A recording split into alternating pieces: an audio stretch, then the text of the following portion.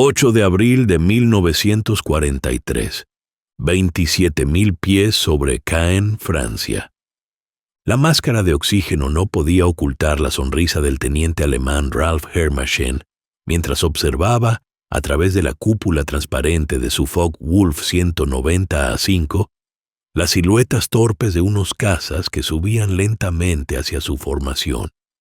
El veterano as de la Jagdgeschwader 26 estudiaba a los nuevos aviones norteamericanos que hacían su debut de combate sobre la Europa ocupada. «Los yanquis nos han enviado botellas de leche voladoras», transmitió riendo a su compañero.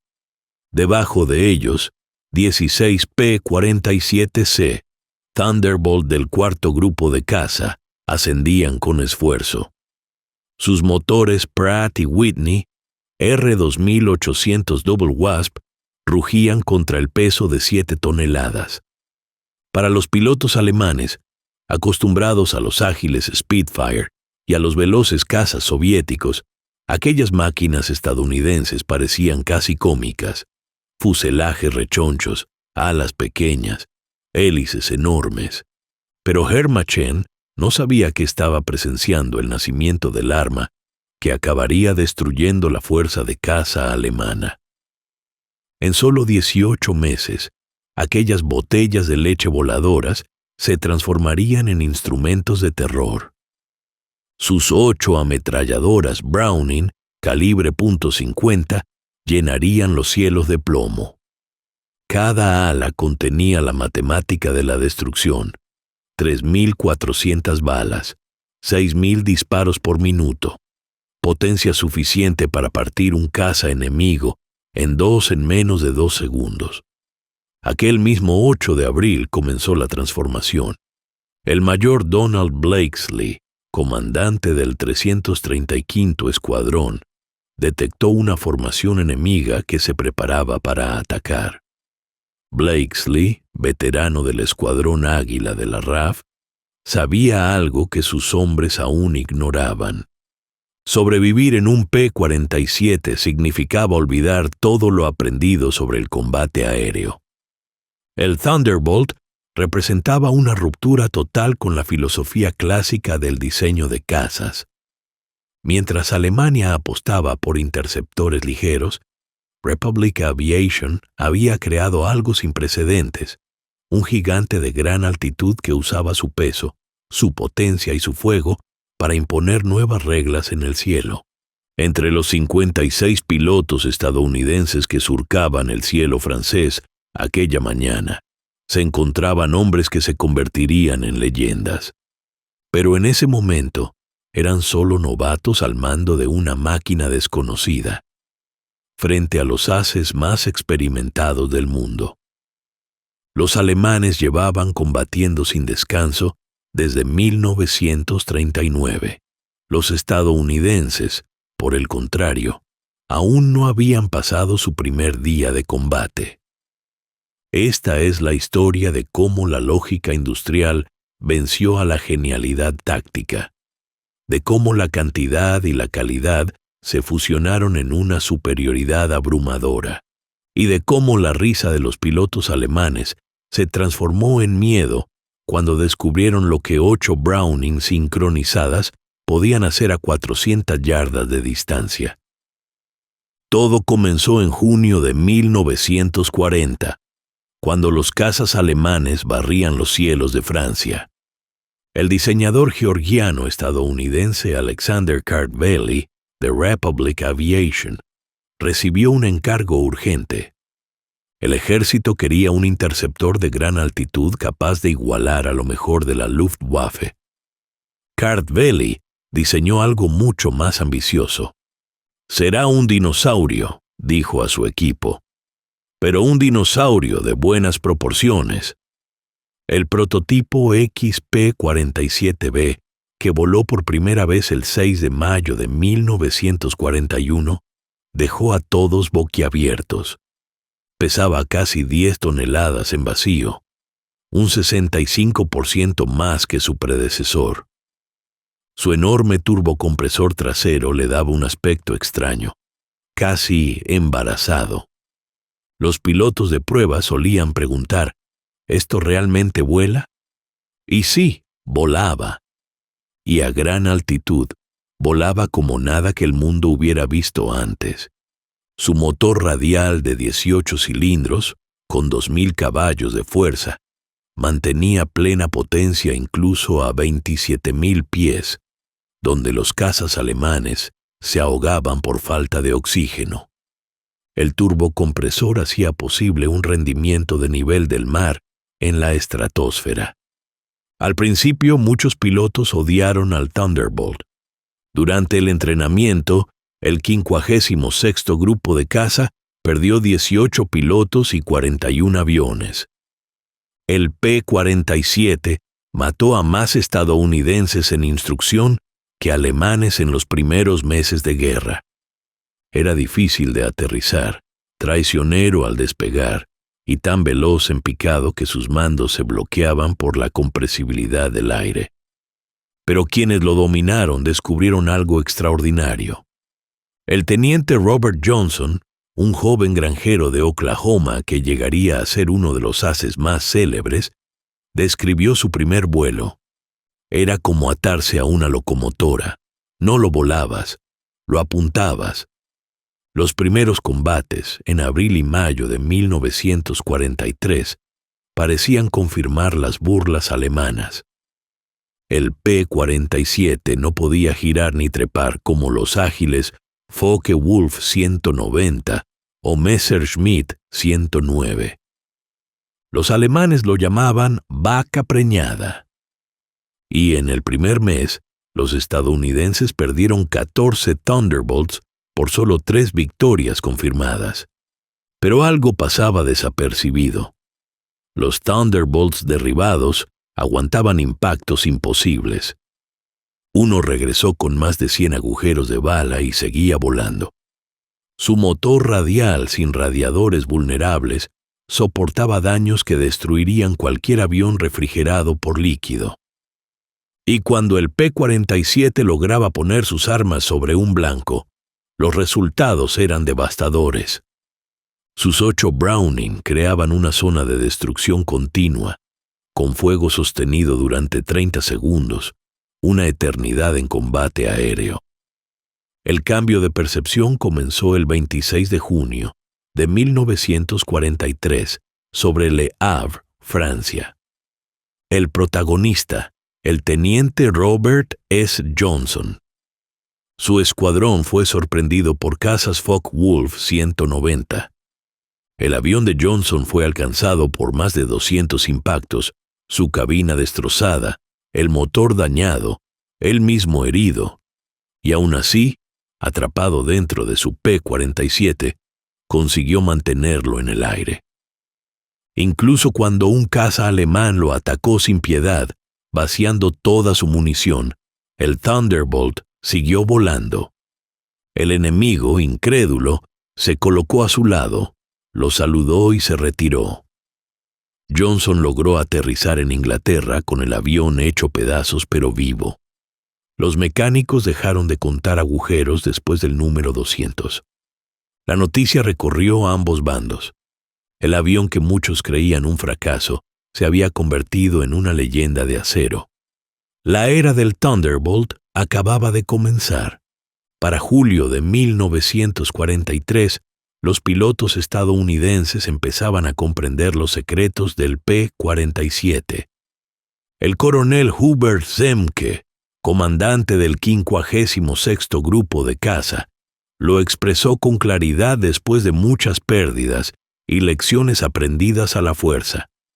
No trates de girar con ellos, no trepes con ellos, usa tu peso, usa tu potencia, usa tus cañones. El enorme peso del Thunderbolt, antes considerado una desventaja, se convirtió en un arma. En picado, nada podía igualarlo. Desde 30.000 pies, el P-47 alcanzaba velocidades de más de 550 millas por hora, más rápido que cualquier caza alemán, incluso en caída vertical. Esa velocidad se transformaba luego en energía de ascenso, permitiendo subir de nuevo por encima del enemigo y repetir el ataque. El capitán Walker Bud Mahurin, uno de los primeros ases estadounidenses en Europa, perfeccionó esta táctica. La llamaron Boom and Zoom, pero los pilotos la conocían mejor como la cacería del trueno. En lugar de entrar en combates cerrados, los P-47 ascendían a gran altura, a más de 30.000 pies, donde los alemanes apenas podían operar, y desde allí se lanzaban en picado devastador. Abajo las ametralladoras rugían como un muro de fuego. Los supervivientes lo describían como enfrentarse a una pared de plomo que destrozaba cualquier cosa en su trayectoria. La verdadera prueba llegó el 17 de agosto de 1943, durante el doble ataque sobre Schweinfurt y Regensburg, el bombardeo más profundo en territorio alemán hasta entonces. Fue una misión que mostró tanto las limitaciones como la fuerza del Thunderbolt.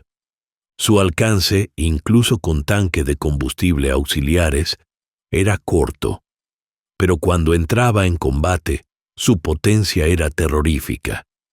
El mayor David Schilling, al mando del 62º Escuadrón, divisó una formación de cazas pesados, Messerschmitt Bf 110, que se preparaban para atacar a los bombarderos B-17.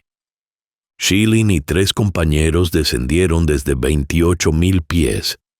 Uno de los artilleros alemanes que sobrevivió relató después: «Los americanos cayeron del cielo como martillos de Dios. Abrí fuego a 800 metros, acerté en el ala, pero el P-47 ni se movió. Luego disparó él, y el avión que teníamos delante simplemente desapareció. No cayó, se desintegró. En 2 segundos no quedaba nada. 8 Bf-110 fueron destruidos en menos de 1 minuto. Los alemanes jamás habían visto un fuego tan concentrado. Cada Thunderbolt llevaba 3.400 balas, casi 400 por ametralladora, creando un cono de destrucción de 2 metros de diámetro, donde todo se convertía en chatarra ardiente. El teniente coronel Francis Gaby Gabreski, que llegaría a ser el as estadounidense más destacado en Europa, lo resumió así: «Cuando les das con las 8, no bajan, explotan». Para septiembre de 1943, la Luftwaffe descubría una realidad inquietante. El rendimiento del P-47 mejoraba con la altitud, mientras el suyo se hundía. Su motor con turbocompresor mantenía la potencia hasta más de 30.000 pies, mientras que los motores alemanes empezaban a ahogarse por encima de los 25.000. El 8 de octubre de 1943, el as alemán Hans Philipp, con más de 200 victorias, lo pagó con su vida. Al frente de su escuadrón sobre Bremen, se encontró incapaz de maniobrar cuando un grupo de P-47 del 56º le cayó encima desde los 32.000 pies.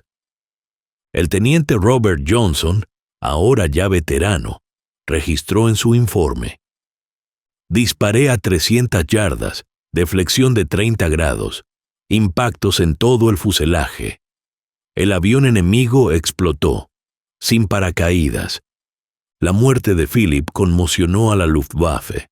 Si ni sus mejores pilotos podían sobrevivir al Thunderbolt, ¿qué esperanza quedaba para los demás?».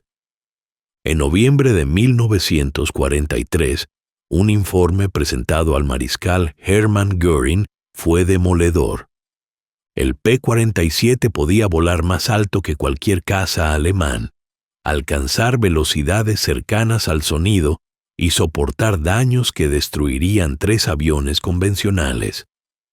A partir de entonces, los alemanes dejaron de reír, y entonces llegó la evolución definitiva.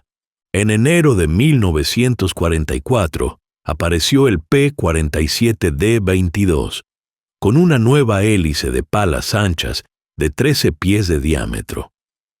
Esa simple mejora transformó por completo su rendimiento.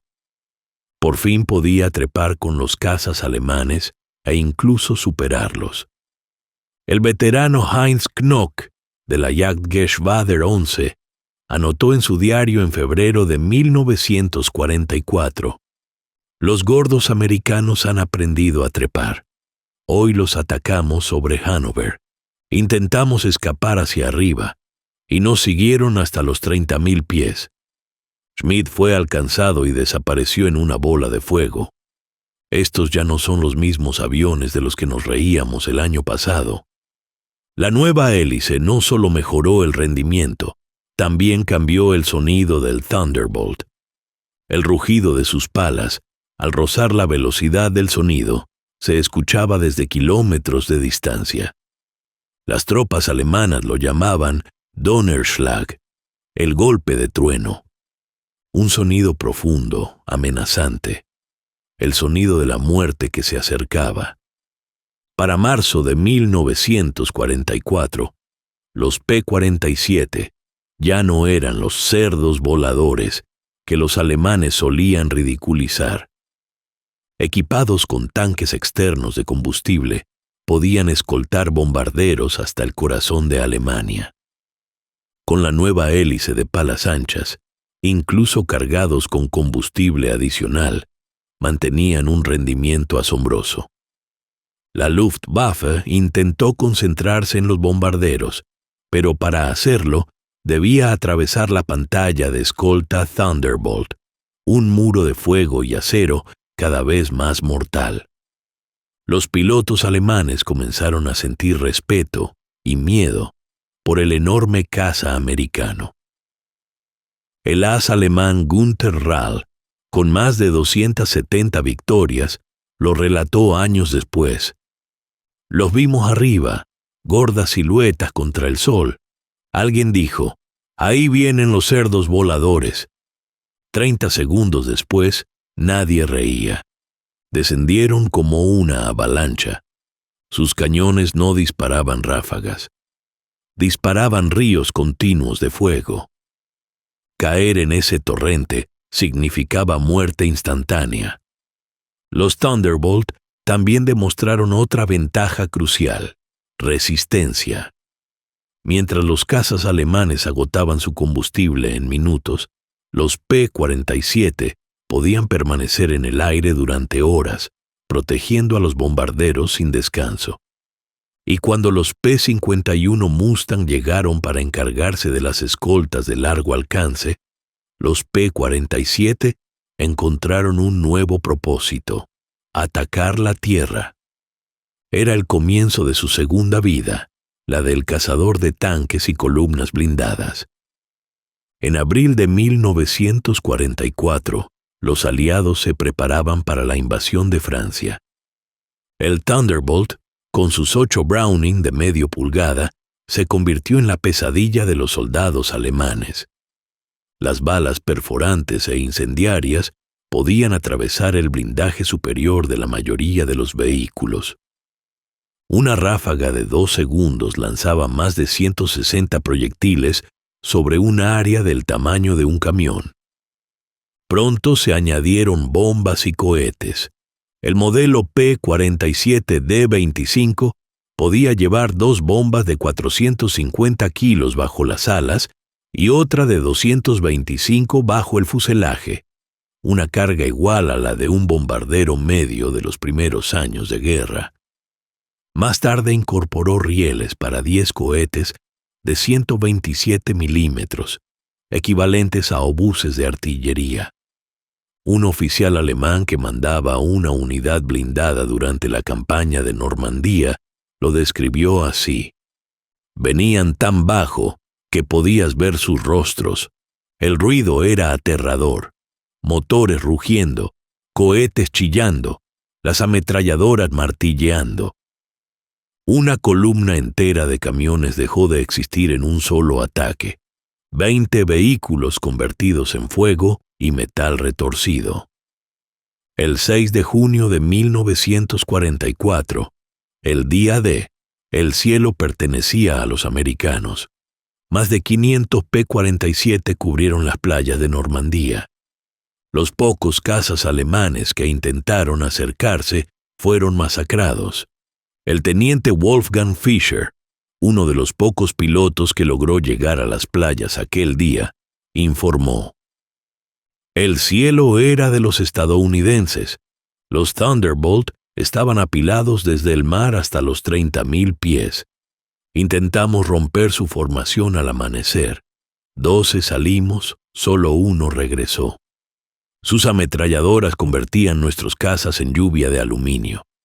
Durante las semanas posteriores al desembarco, los P-47 destruyeron sistemáticamente el movimiento alemán a la luz del día.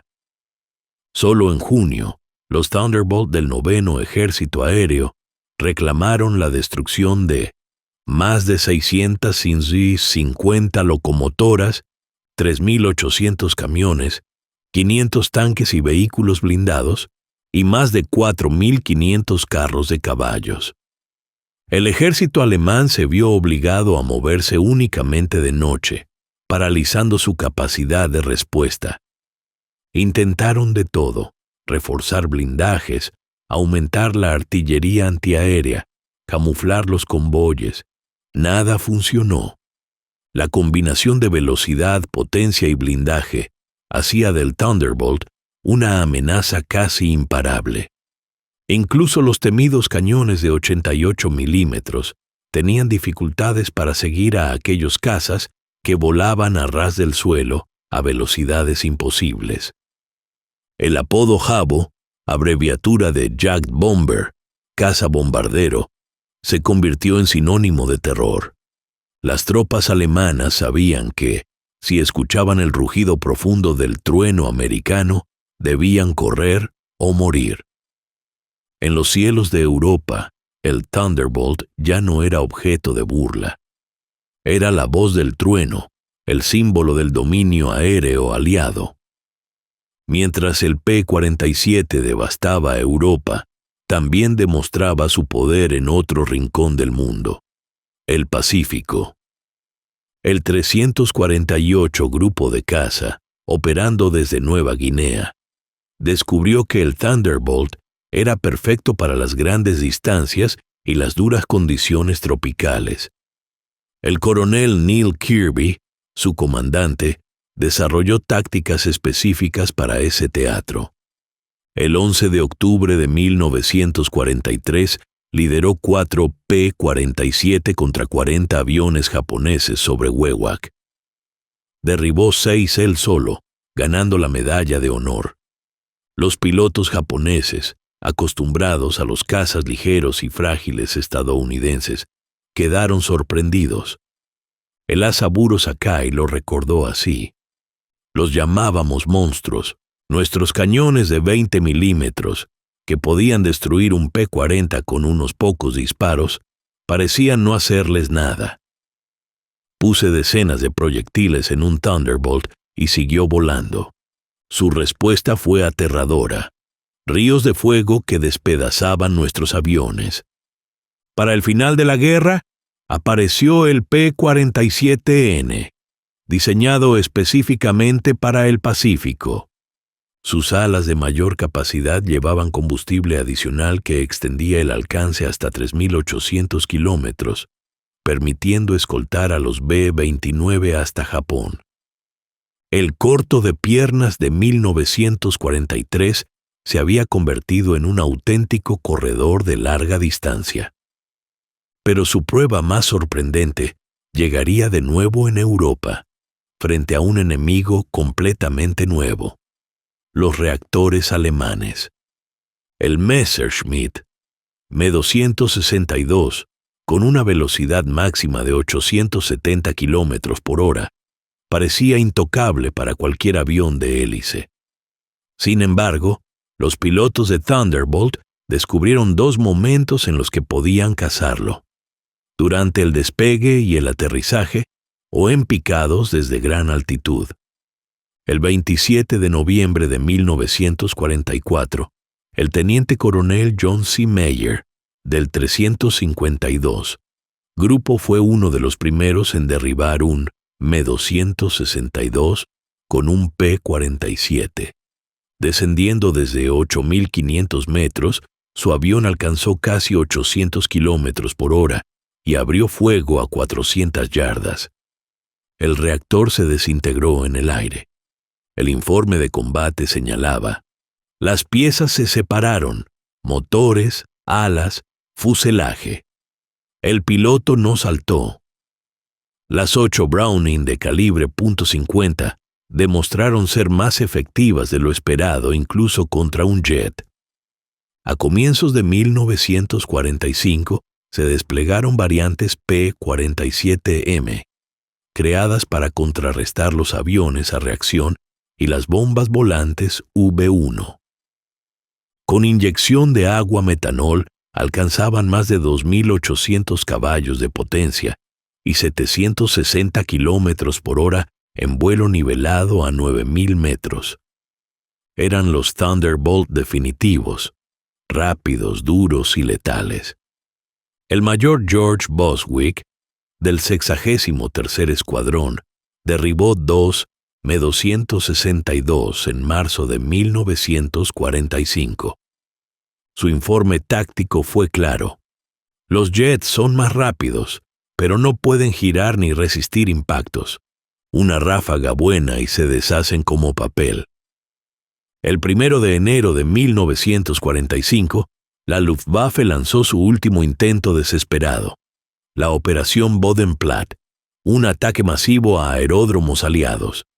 En el campo I-34, base del 365 Grupo de Caza, los alemanes destruyeron 22 Thunderbolt en tierra. Cuando un prisionero alemán se burló diciendo: ¿qué opinan de eso?, el mayor George Brooking respondió señalando a los mecánicos que ya despejaban la pista: mañana tendremos 40 nuevos. ¿Cuánto tardarán ustedes en reemplazar a sus pilotos? La sonrisa del prisionero desapareció. En 48 horas, la línea de vuelo volvió a llenarse de Thunderbolts nuevos.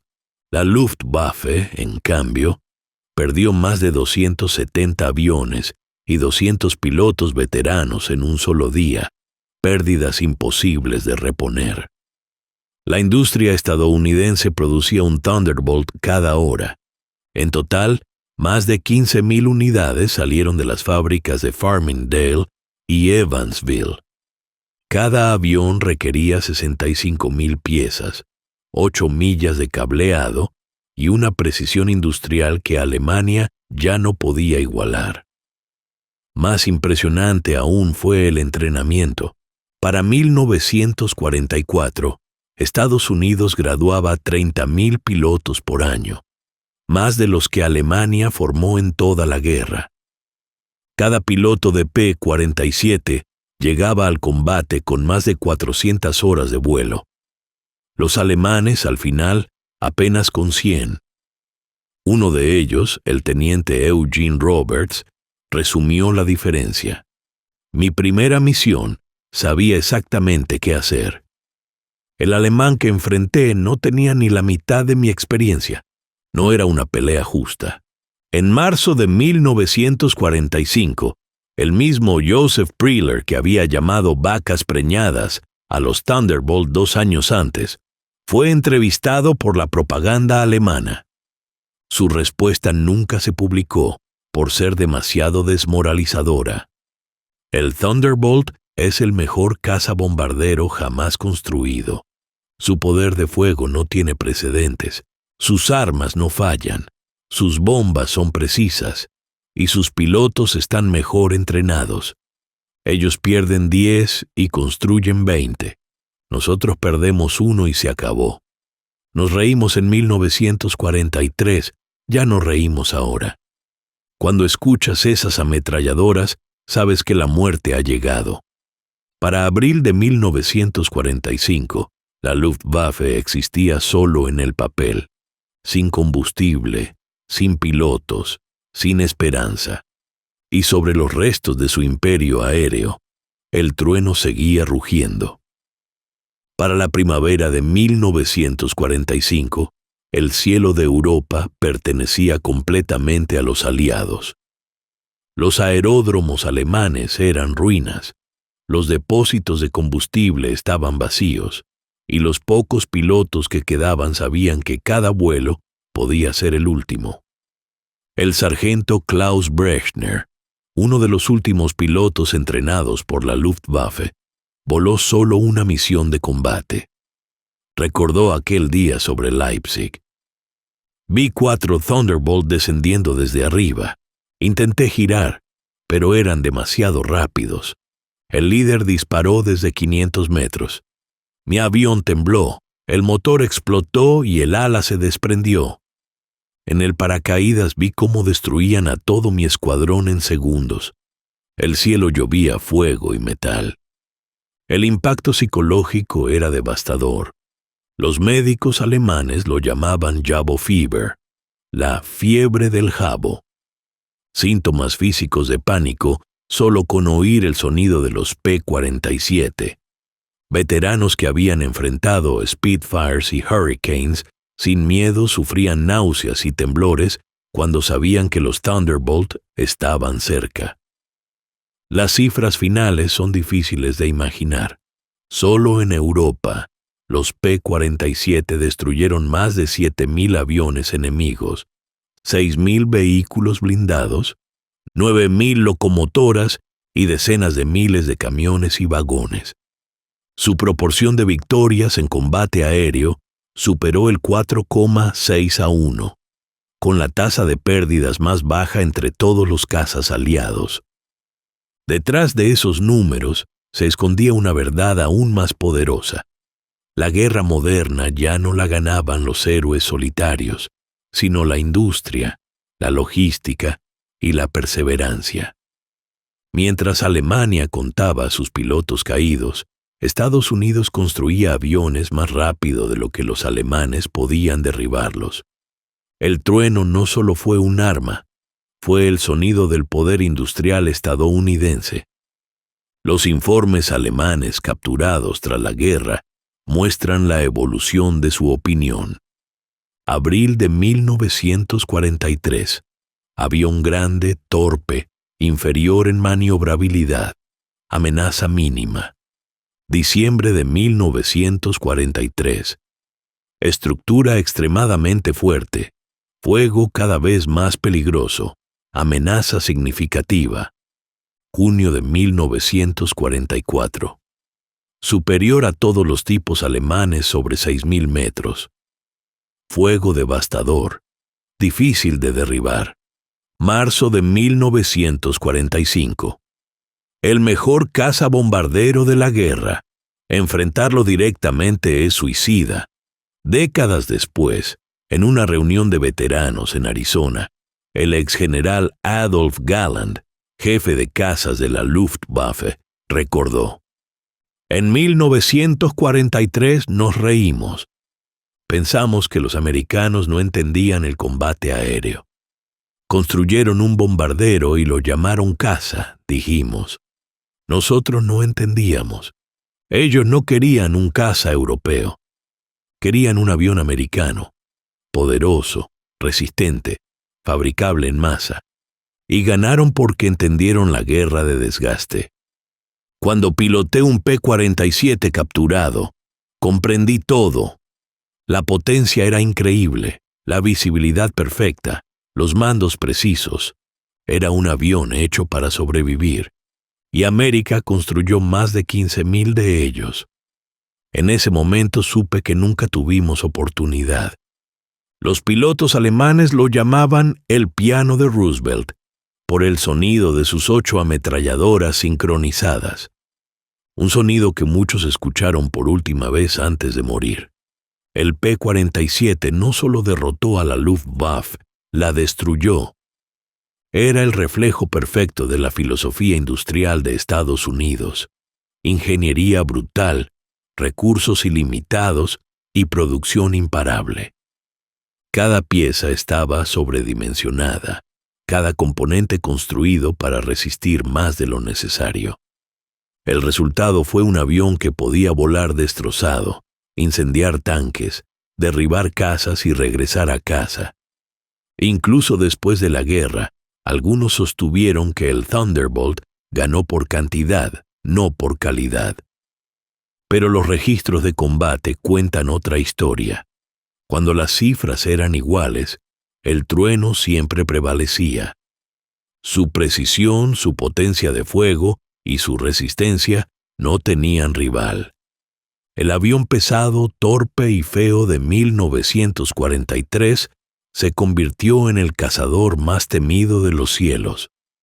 Hoy, un P-47 restaurado descansa en el Museo de la Fuerza Aérea, en Dayton, Ohio. En su vitrina se exhiben casquillos gastados y una tira de película de cámara de combate mostrando un Focke-Wulf desintegrándose bajo su fuego. Junto a ella, una cita tomada de un piloto alemán anónimo dice: «Nos reímos cuando los vimos por primera vez. Esos cazas americanos gordos que no podían girar ni trepar. Dejamos de reír cuando descubrimos que no necesitaban hacerlo. Solo apuntaban sus armas y dejábamos de existir». El P-47 Thunderbolt entró en la guerra como motivo de burla y la terminó como instrumento de aniquilación. Entre ambos extremos, sus 8 ametralladoras reescribieron las reglas del combate aéreo y sepultaron a la Luftwaffe bajo una lluvia interminable de plomo. Cuando terminó la guerra, ya no quedaban pilotos alemanes para reír. El trueno había hablado y el cielo al fin pertenecía a América.